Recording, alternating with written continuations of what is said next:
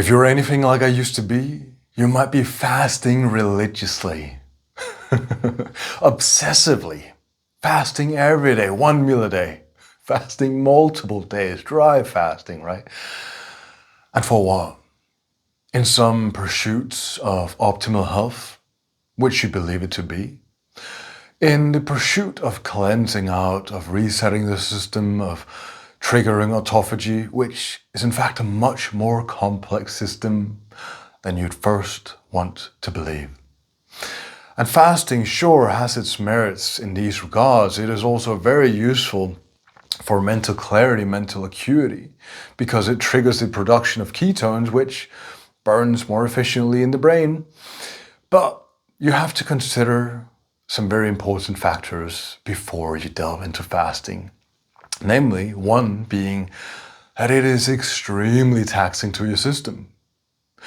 It triggers or makes your adrenals have to produce so much cortisol, adrenaline, just to give you the basic energy you need.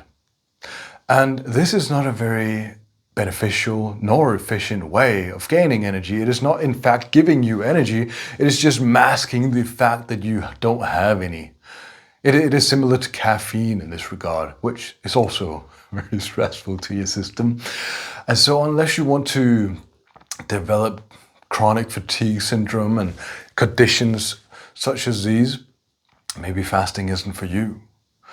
Fasting, although it can be beneficial for introspection and for just ridding your life of consumption for a period, to gain that clarity on what is actually essential to you, to your innermost being, right?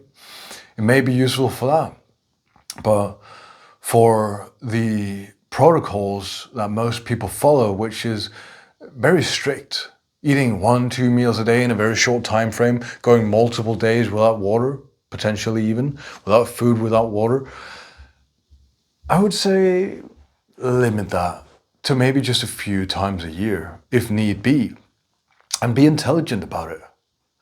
Because most people, to be very honest with you, don't even meet the daily requirements in terms of their nutrient intake.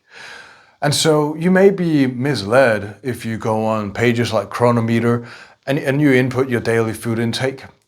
You read these micronutrient, mineral labels, and they're like 127%, 300%, right? But what most people don't factor in is the bioavailability of those nutrients in the food that you eat.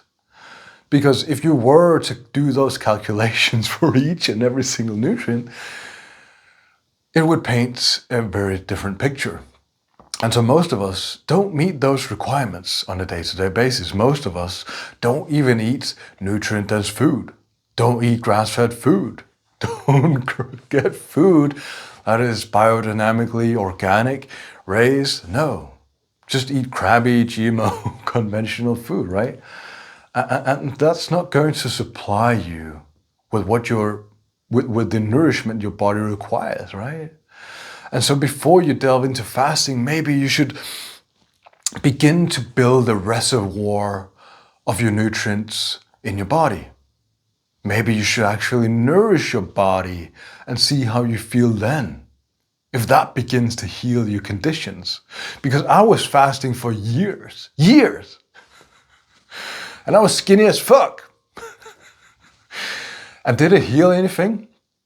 No, it didn't. Didn't heal anything. I thought it would if I just kept persistent at it, but it didn't. It didn't.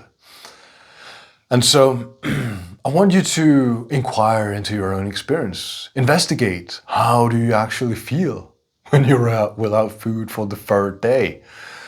When you're eating 1 meal a day? If you're completely honest with yourself, does it actually feel good? For me, it felt very taxing, very draining, just very fatiguing all in all. Because if you're in a fasted state, sure, you may condition your body to operate in that state because you're just running on pure adrenal hormones, right? But if you actually just inspect your experience, you'll notice that you feel tired, drained. You won't have the same energy as compared to eating a nice, nourishing meal for breakfast, lunch, afternoon and dinner perhaps, right? So I want you to start questioning, to actually question the narratives that you're presented with and go by your own experience. See if it is actually serving you. See what the downsides are. Because there are definite downsides to fasting, especially fasting for prolonged periods and regularly. And so it is my best wishes for you that you're honest with yourself. And with that, I hope that you check out the description, find my Discord link down there. Hope to see you there so we can have a chat, hang out. And with that, I wish you all the best. Take care.